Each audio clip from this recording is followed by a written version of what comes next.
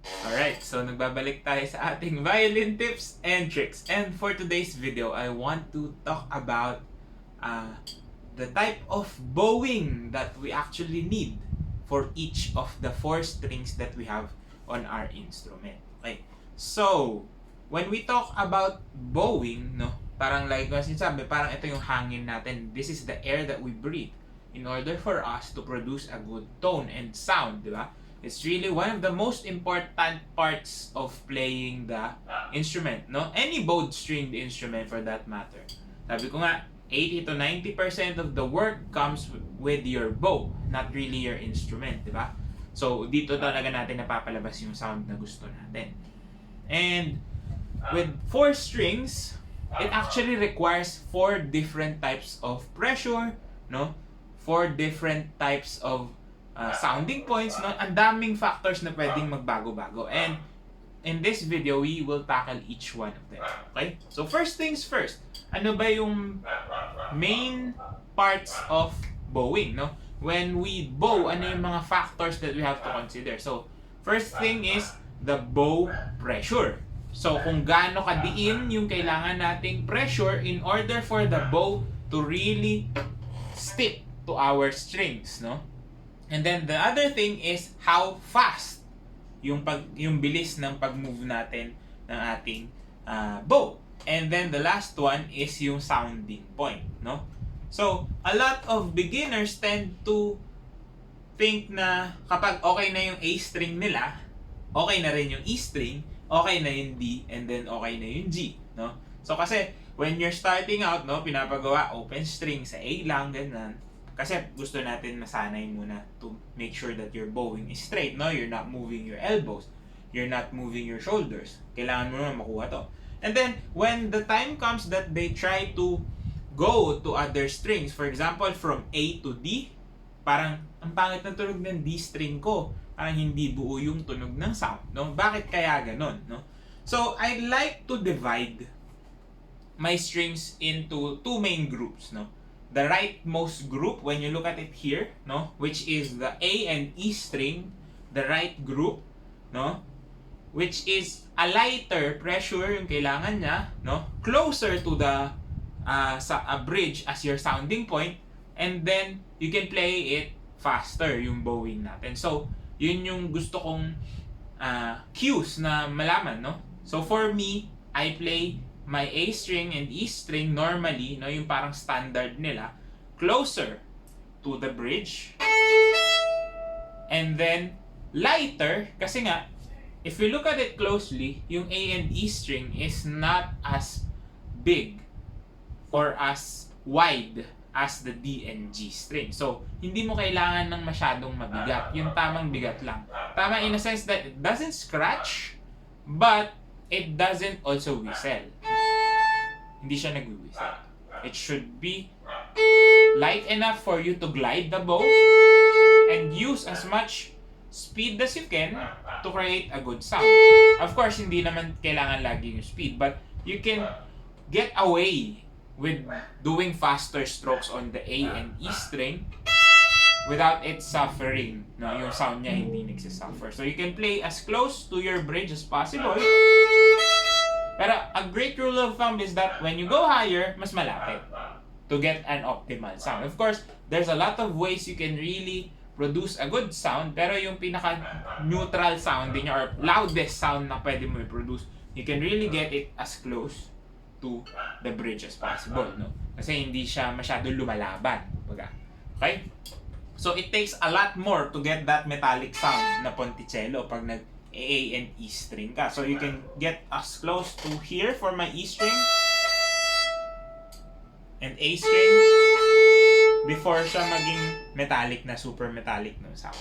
Yes. But of course, different violins will require different sounding points, different bows will require different sounding points as well, and different techniques, no? Pero it's just a quick guide na pwede kang mas malapit, pwedeng mas mabilis, pwedeng mas light. So, yung effort na kailangan mo, it doesn't need to be as hard.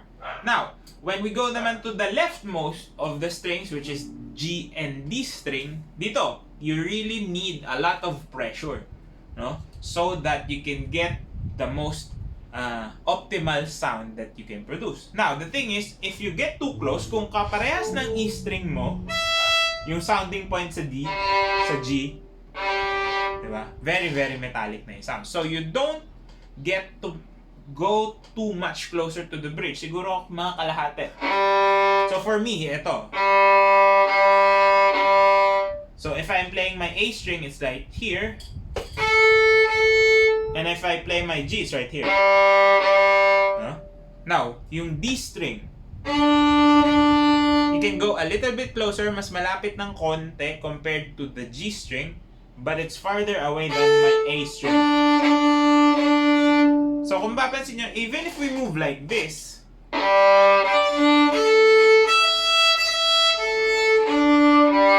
I can get closer pag pumadating ako sa E string. And then, aside from that sounding point, no, the pressure that you need, pwedeng mas mataas. Kasi, if I'm gonna do the same pressure at my G string, and apply it on my E string, ganun na yung sound niya. Ipit na yung sound sa E string. Kasi nga, it doesn't take that much for the E string to vibrate. Bakit? Manipis lang yung string natin eh. Compared to the G string, it's almost 4 times larger. No? Yung diameter, yung kapal niya, yung width, yung thickness, everything is larger pagdating natin sa G string. So you need to take that into account, no? Hindi pwedeng parehas na parehas kasi nga, no? Magkakaiba talaga sila. And then of course, you can't go as fast. Same speed, same pressure. Pero nawawala na yung essence ng sound. Hindi na siya ganun ka-round, no? Hindi na ganun kalaki. So you really need to balance it out. No, you can't really play as quick, no? As long yung bowing natin to get an optimal sound. You need to push harder, no? To get a bigger sound on your open G string, on your D string. Now on the A string, light. You can compensate with the bow speed and then on the E string as well. No? So, this isn't the end all be all na kailangan ganun palagi, no? Of course, different techniques require different na timpla ng ating bow speed, bow pressure, and sounding point. But if you want the optimal or the loudest sound that you can produce, and then you can just play around with it, no? Saan ba yung mas pinaka-okay sa inyo? Kapag kailangan ko ng mahina, ano yung pwede kong mga gawin, no? You can change all those 3 factors para mahanap nyo yung best sound for you, no? And of course, specific use cases yun. It will depend on the piece that you're playing. Of course, if you're playing a piece that requires an airy sound, you can play here, no? For your A string. You have to play nearer your fingerboard, no?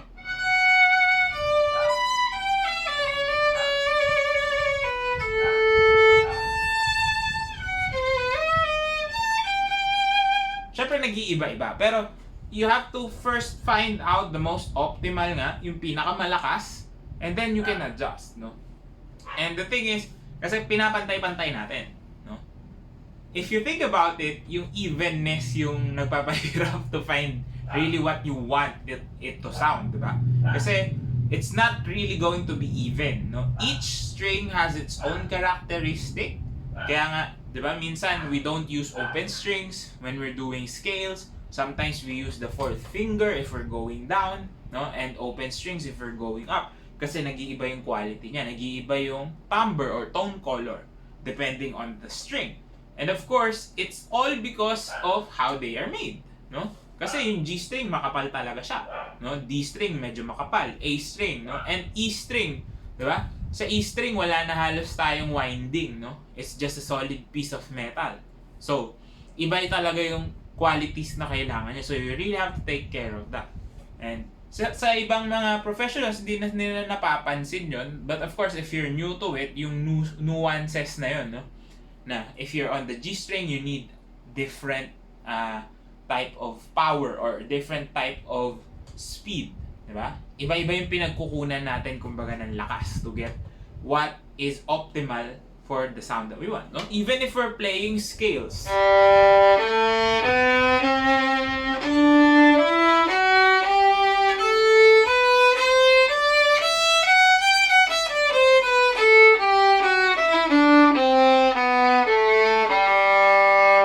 palayo ako ng palayo, pero hindi na nawawala yung sound niya, di ba?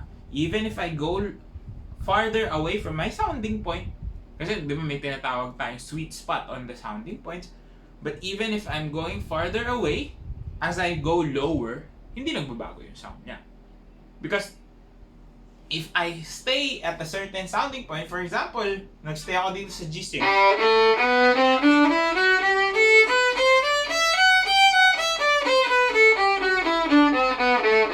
pare-parehas yung tunog, pero naririnig natin yung differences nila versus